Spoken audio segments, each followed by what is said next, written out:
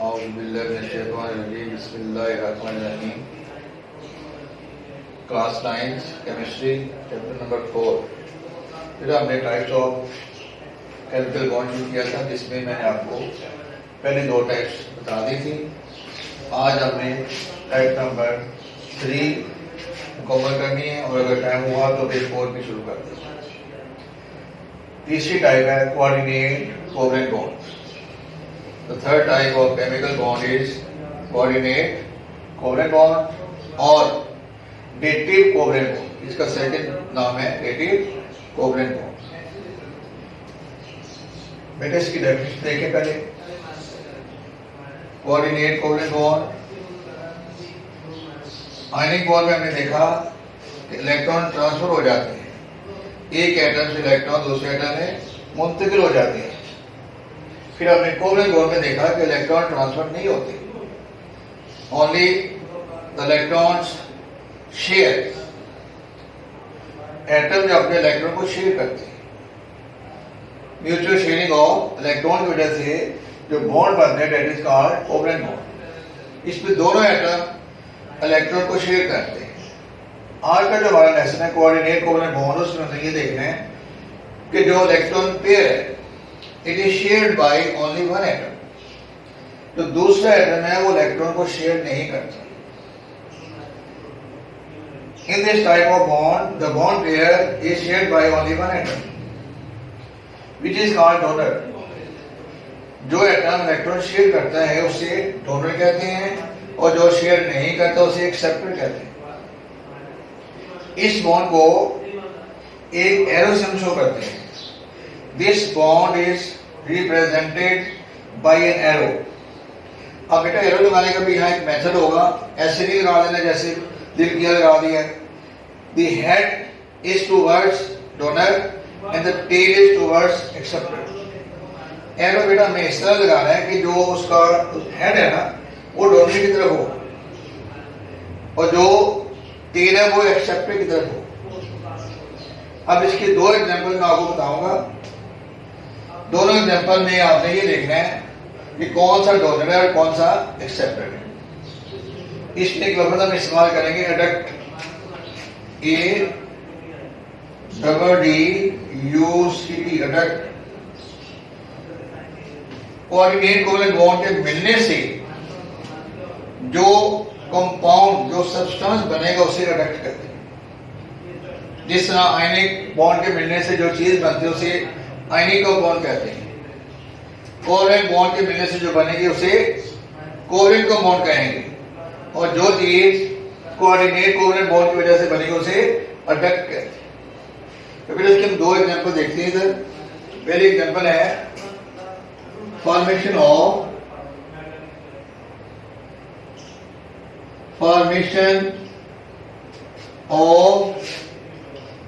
Ammonium ion.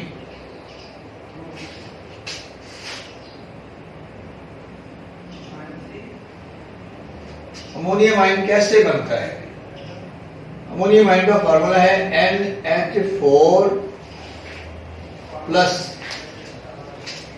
It is ammonium ion. Ammonium ion बनेगा कैसे? इसमें बेटा हमने ये देखना है कि हाइड्रोजन आयन है प्लस अमोनिया NH3। अब इसकी इलेक्ट्रॉनिक कन्फिगरेशन देखें।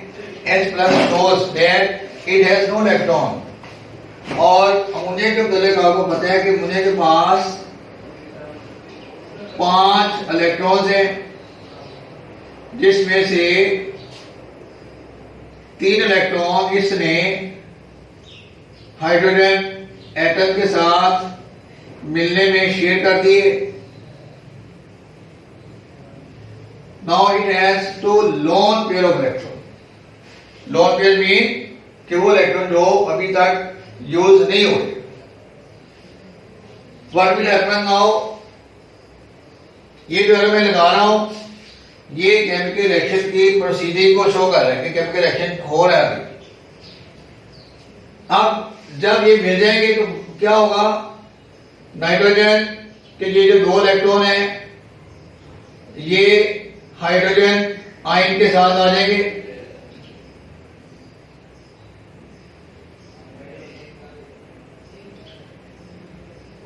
ये एरो टेल टुवर्ड्स डोनर और हेड टुवर्ड्स एक्सेप्टर। इसमें जो डोनर है वो नाइट्रोजन है, नाइट्रोजन ऑफ अमोनिया। ये डोनर और ये जो हाइड्रोजन आयन है ये एक्सेप्टर है। Then it will change into NH4, ये प्लस चार्ज आ जाएगा ऊपर। Positive charge shows that it is positive ion. NH4 positive means ammonium ion. Is it clear? Diagram को बेटे एक दफा फिर देख लें कि डायग्राम में मैंने अमोनिया और हाइड्रोजन आयन दिखाए हैं। हाइड्रोजन आयन के पास कोई इलेक्ट्रॉन नहीं है।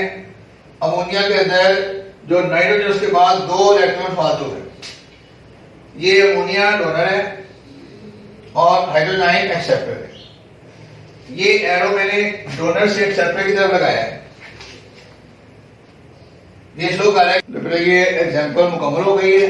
अब मैं दूसरी एग्जांपल एक्सप्लेन करने लगा हूं। इसको गौर से देख लें और जो पॉइंट समझ आना उसको नोट कर लिया करें, फिर जब मौका मिलेगा इंशाल्लाह ताला वो मैं क्लियर कर दूंगा।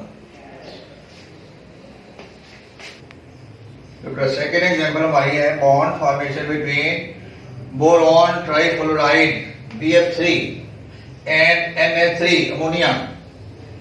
ये कोऑर्डिनेट कोवलेंट बॉन्ड समझने के लिए आपको इलेक्ट्रॉनिक कॉन्फ़िगरेशन का पता होना चाहिए। जिन बच्चों को पता है वो इसको जल्दी सीख देंगे। सबसे पहले हम इसकी इलेक्ट्रॉनिक कॉन्फ़िगरेशन लिखेंगे। BF3 boron trifluoride. बेटा आपको पता है कि बोरॉन का तलक जो है वो तीसरे ग्रुप से है, तीसरे पीरियड से, इसलिए इसमें 3 इलेक्ट्रॉन होते हैं। इसके वैलेंस शेल में 3 इलेक्ट्रॉन है और ये तीनों इलेक्ट्रॉन 3 फ्लोरीन एटम के साथ कोवलेंट बॉन्ड बना देते। इसके पास और कोई इलेक्ट्रॉन नहीं है। तो अमोनिया की इलेक्ट्रॉनिक कॉन्फ़िगरेशन आपने देखी उधर, वही हमने इधर लिखनी है। ये 2 लोन पेयर है, 1 2 3, इनके साथ 3 हाइड्रोजन एटम लग जाएंगे। तो ये अमोनिया का स्ट्रक्चर आपको नजर आ। अब बोरॉन ट्राइफ्लोराइड की बोरॉन और अमोनिया की नाइट्रोजन दोनों ने आपस में मिलना है। नाइट्रोजन ने बोरॉन के साथ मिलना है। अब मिलने के लिए आपको पता है कि इलेक्ट्रॉन की जरूरत होती है। अब यहां पे आप देख रहे हैं बोरॉन के वैलेंस शेल में 3 इलेक्ट्रॉन थे जो उसने यूज कर लिए। Now it has 2 electron. Ammonia के पास 5 इलेक्ट्रॉन थे, उससे 3 इलेक्ट्रॉन यूज कर लिए। Now it has 2 electron. These electrons are called lone pair of electron because अभी तक इन इलेक्ट्रॉन ने शेयरिंग नहीं की।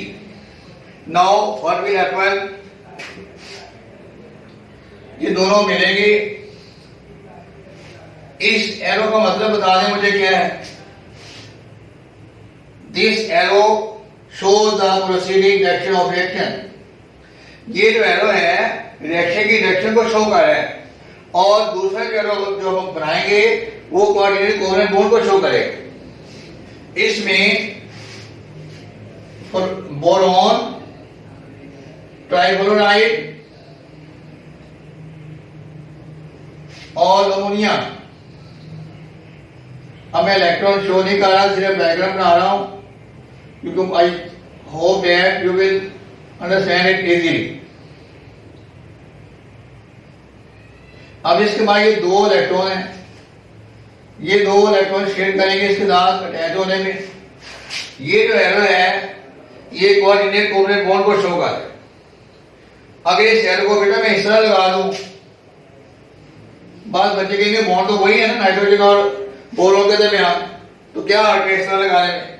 इस तरह लगाने में बिल्कुल 0 नंबर मिलेगा आपको, क्योंकि हमने डेफिनेशन में सीखा है कि जो टेल है वो डोनर की तरफ होनी चाहिए, टेल डोनर की तरफ और हेड एक्सेप्टर की तरफ। इसमें नाइट्रोजन डोनर है और बोरॉन एक्सेप्टर है। अब इसके मिलने से ये जो चीज बन रही है, इसे हमने नाम दिया था अडक्ट। यहां पे ये जो अमोनियम आयन है ये अडक्ट है। Adduct means the compound made due to the formation of coordinate covalent bond. Coordinate covalent bond के मिलने की वजह से जो चीज बनेगी एक चीज, उसे हम अडक्ट का नाम देंगे। अब बेटा ये लोग याद रखना है, it will come again in second book, 10th की बुक में ये दोबारा लफज आएगा, Lewis concept of acid base, वहां ये दोबारा आएगा। तो ये दूसरे एग्जाम्पल भी कंप्लीट हो गई है, इसको गौर से देख लें, फिर हम आगे मेटालिक बॉन्ड शुरू करें।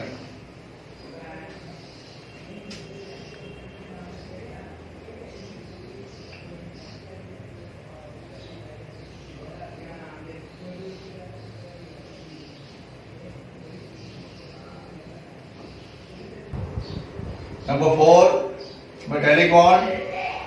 बेटा मेटालिक बॉन्ड उस बच्चे को समझ आएगा जिसको पता है कि व्हाट इज मेटल। मैं आपसे क्वेश्चन कर रहा हूं कि क्या आपने कभी कोई मेटल देखी है? इसका आंसर आप अपनी कॉपी पे लिख लें, यस या नो। फिर आगे जब हम चलेंगे तो फिर आप देख लें कि आपको क्या क्रेडिट मिलता है, फेल होते हैं कि पास होते हैं।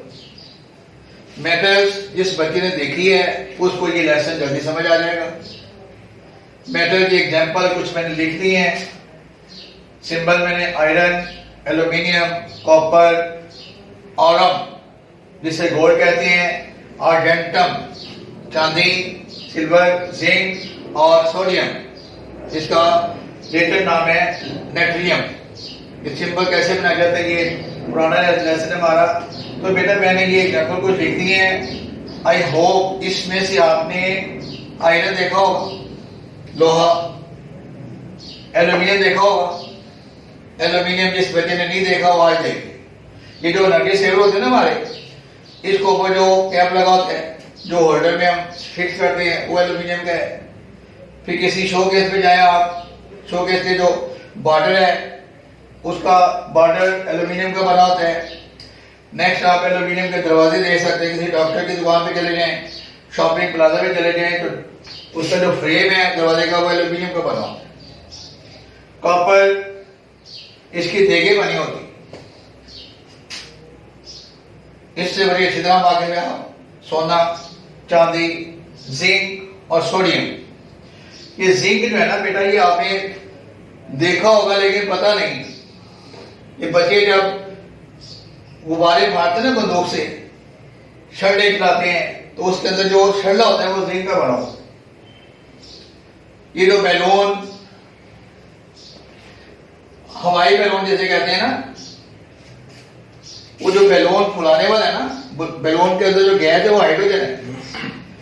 उसका आप कंटेनर देखें, उसमें वो जिंक डालता है, जिंक के बाद एसिड डालता है, फिर हाइड्रोजन गैस बनती है, तो वो गैस गुब्बारा में बढ़ते हैं।